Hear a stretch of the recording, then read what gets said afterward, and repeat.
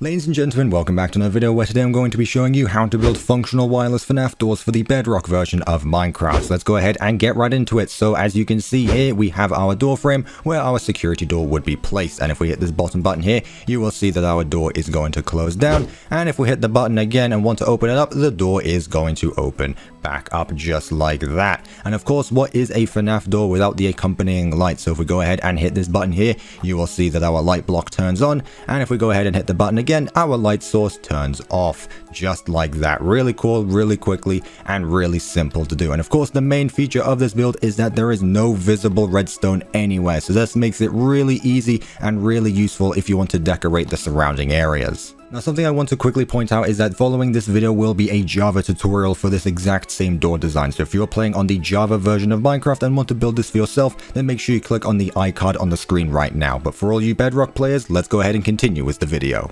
Now, if we go ahead and see how this works, you can see that it is quite simple in design. We only have 9 total command blocks for the door itself and another 3 for the light switch. And then we just have some frames over here, which are actually what getting copied and pasted into our door frame up above. It is very simple, and hopefully you should have no trouble building this for yourself. Just in case you do need help with this build, however, I will be down in the comments answering as many questions and concerns as possible, so that way you're able to build this in your own Minecraft world. And while you're down in the comments, why not let me know what other Minecraft FNAF command block creations you would like to see next on the channel. But with all that being said, let's go ahead and begin with the tutorial. So to get started with the build, the first thing you're of course going to want to do is find the frame of which your door is going to be placed in. So for example, I just have this small 2x3 area here where our door is going to be placed. And also you can have your buttons wherever you want. Just for this example, however, I'm going to be having my buttons right next to the door frame. Now here's where you're going to want to pay close attention, as just like Java, the set block command is very picky depending on what direction you are facing. So go ahead and take out an empty locator map, open it, and see what direction you are facing. So for this example, you can see I'm facing south.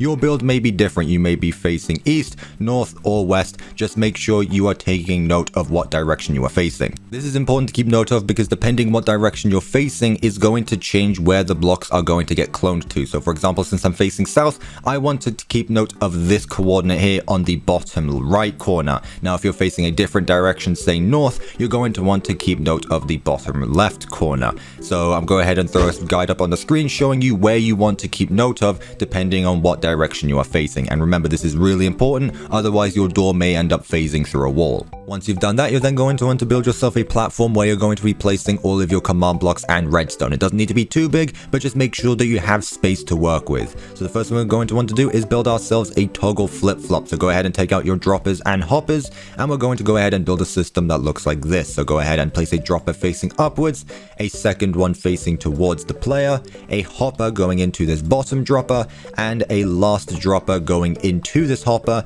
just like this.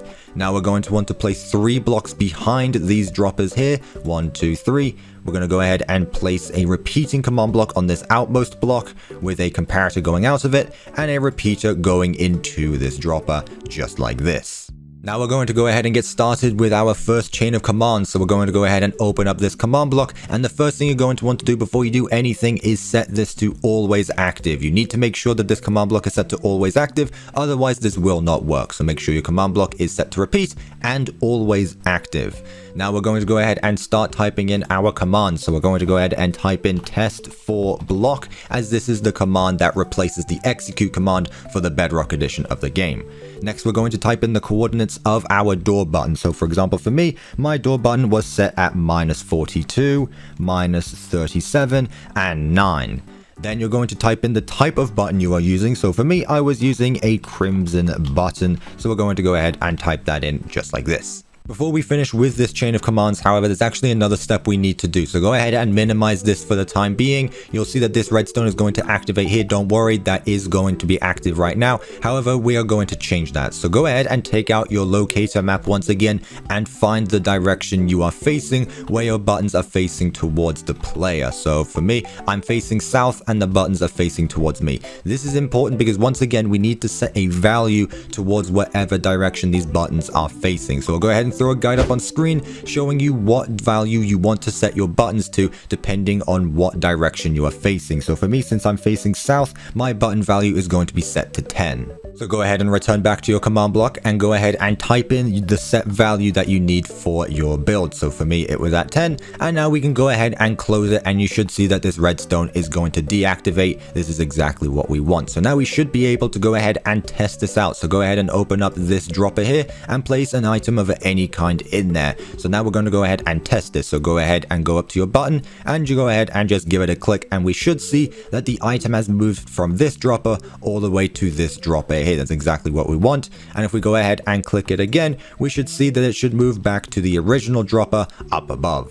So now that we have a working toggle flip-flop, you're now going to want to take out your comparator, and at this bottom dropper here, you're going to want to place a comparator facing outwards with a block in front of that and a repeater going in a different direction from it. This is just so that I can keep this organized. So then we're going to alternate between command blocks and repeaters. So go ahead and place a command block, repeater, command block, repeater, command block, repeater, and command block. So you should have 4 command blocks and 4 repeaters lined up just like this. So now it's time for us to go ahead and take down the coordinates for our door here. So what we're going to do is find the top left corner and bottom right corner of each door. So go ahead and just break this block here. We're going to go ahead and stand on this block, and the coordinate here is the first coordinate that you want to keep note of, as this is the top left corner. So go ahead and write it down. For me, it's going to be -33, -41, and 3.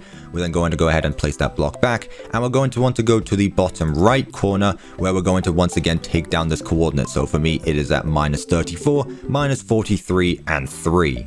So once you've got the corner coordinates of your first door frame, you're then going to want to go to your first command block here and go ahead and open it up. And this is where we're going to type in our first clone command. So go ahead and type in clone. And now you're going to type in those 2 corner coordinates that you just wrote down. So I'm going to go ahead and type in -33, -41, and 3. And the second corner was at -34, -43, and 3. Now what we're going to do is type in the coordinate of where our door is going to be pasted. So like I mentioned earlier on in the video, you need to pay attention to what corner of the door this is getting pasted in and go ahead and write that down. So for me, it was at -41, -38, and at 10. So now that is our first command block all done with. So now we're just going to do the exact same thing 3 more times. So go ahead and go to your next door frame and go ahead and write down the coordinate of the top left corner here. So -33, -41, and 7. Go ahead and go to the bottom right corner and go ahead and write in the coordinates once again, -34, -43, and 7. Then you're going to go over to your second command block and go ahead and type in another clone command using those 2 corners. So go ahead and type in clone, and my coordinates were at -33, -41, and 7. And the second corner was at -34, -43, and at 7. And once again, you want to type in the coordinate of where your door is going to be pasted at. So just so I can show you guys the entire process, we're then going to go ahead and take the coordinate of this block here. So go ahead and place down 2 scaffolding blocks for the time being, and go ahead and type in your coordinate up here in this top corner. Once you've got that written down, you can then go ahead and place that block back, go to your bottom corner, and go ahead and type in that coordinate that you need. Then in your third command block, you're then going to go ahead and type in the same thing again. So clone and type in those coordinates. Even for this last platform here, even if there is nothing here, you're still going to want to do the exact same thing. So once again, scaffold 2 blocks up, and you're going to go ahead and take this corner block here. So mine's at -33, -41, 15.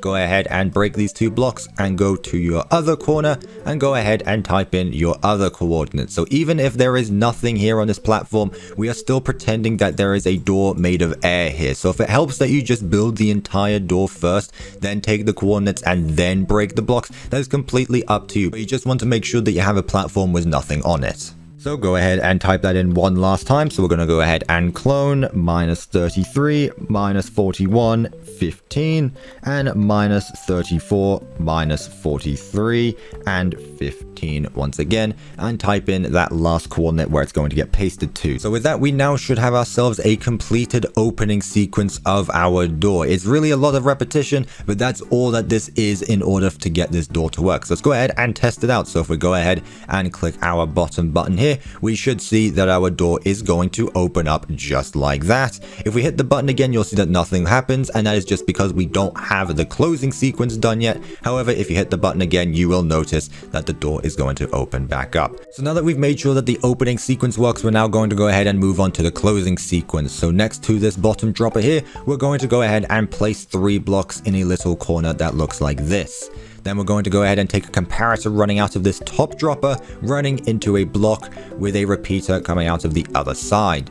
Now what we're going to do is run a line of blocks going all the way up to this final command block here, as we are just going to be doing the exact same sequence the other way round. So if you're playing on a PC version of Minecraft, what you are able to do, instead of typing in all of these commands again, you can go ahead and hit Control and middle mouse button, and it will copy that command block. So you can see here that it has the data of this command block here. So you can see that this command here is the exact same as this command here. So just so I don't spend any more of your time, I'm going to go ahead and copy each one of these command blocks, but flip them around. So your first block here is going to be your last block on the closing sequence. So unfortunately, if you don't have any way to copy a command block, you're going to have to type in those command blocks the same again, except the other way around. So I'm going to go ahead and copy these command blocks here, and I'm going to go ahead and flip them and paste them the opposite way around. So that way we have ourselves an opening and a closing. So now in between each one of these blocks, we're going to go ahead and place our repeaters, and now our door should be all completely done.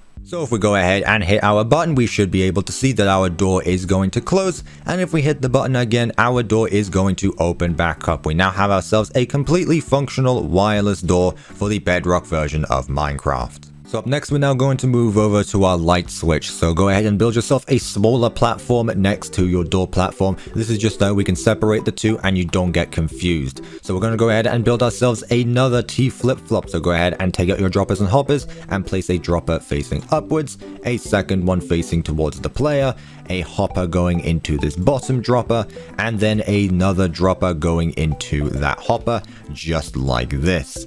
Now go ahead and take out your repeater and place it going into this bottom dropper here with a comparator behind that and a repeating command block to end it off.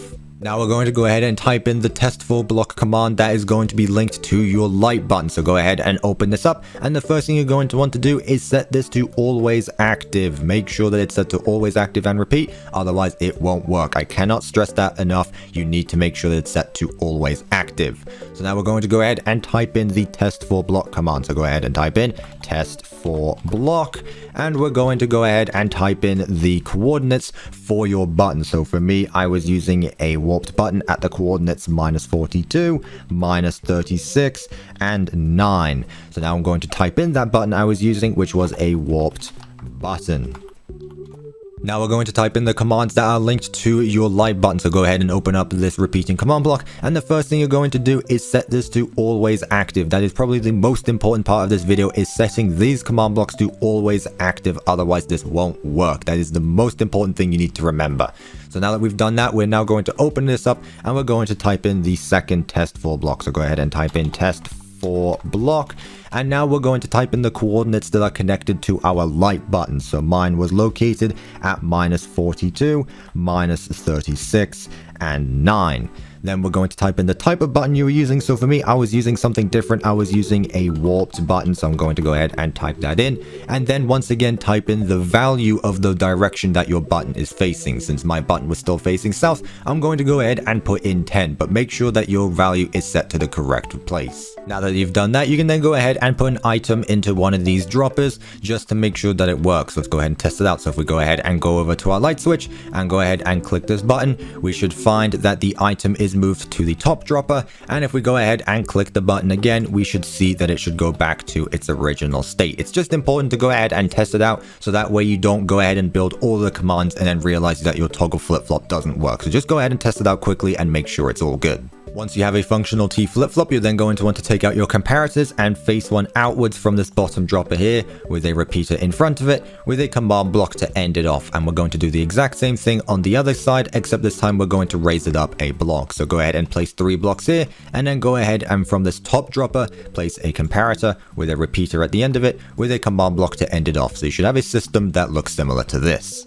Now what we're going to do is take the coordinate of where you want your light block to be. So for example, my light block is going to be on this block here. So go ahead and type in the coordinates for where you want your block to be appeared. So go ahead and return to your command blocks, and this time instead of using the clone command, we're going to be using something a bit more simple, as instead of cloning multiple blocks, we're just going to be pasting one block into the area. So we're going to be using the set block command for this, and we're going to go ahead and type in the coordinates for where you want your light block to be. So -42, -34, and 11, and go ahead and type in the block that you want to use. So I'm going to be using a redstone lamp for this example. Once you've done that, you can then go ahead and minimize the tab, and we're going to go ahead and move over to our second command block, where we're going to type in the exact same thing with the same coordinates. So go ahead and type in set block, type in those same coordinates, and now I'm going to change things up and go ahead and use a sea lantern for this example. Once you've done that, you can then go ahead and minimize your command block, and now this should be the entire setup all completely finished. So if we go ahead and test this out, if we click our button here, we should find ourselves that a sea lantern appears, and if we click the button again, we should find out that our light switch turns off by turning into a switched off redstone lamp. So now we have ourselves a completely functional light system to finish off our completely functional door. Now something I want to quickly bring up is that if you want your light source to be a lit redstone lamp, you're going to have to change a few things, as you can't just use the lit redstone lamp block and expect it to work the same way. So if I show you here, if we go ahead and turn our light switch on, you can see that the lamp turns on but immediately turns off, and that is because it is getting updated the moment it sets block, as redstone lamps aren't supposed to be activated wirelessly. They need something to power them, so once it gets set block there, it's going to turn itself off because it realizes that nothing's powering it. So we're going to need to change a few things. So what we're going to do is just set an actual redstone lamp there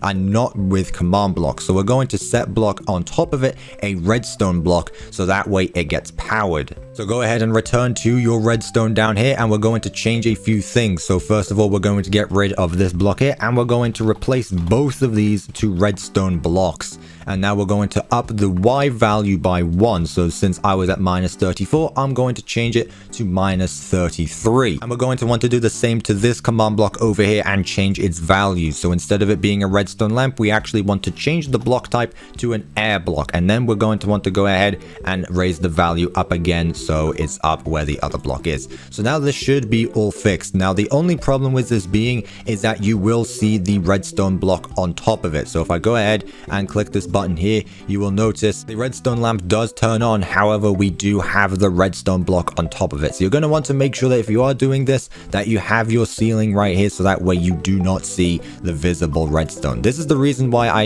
used a sea lantern in my example, just so that we don't actually have the redstone visible. With that though, ladies and gentlemen, that is going to wrap it up for today's video. I really do hope that you guys enjoyed and most importantly found this video useful. If you did, make sure you leave a like on this video and subscribe to the channel with notifications on, so that way you don't miss out on all future uploads and can help the channel to continue to grow. But with all that being said, thank you guys so much for watching, and I will of course see you in my next video.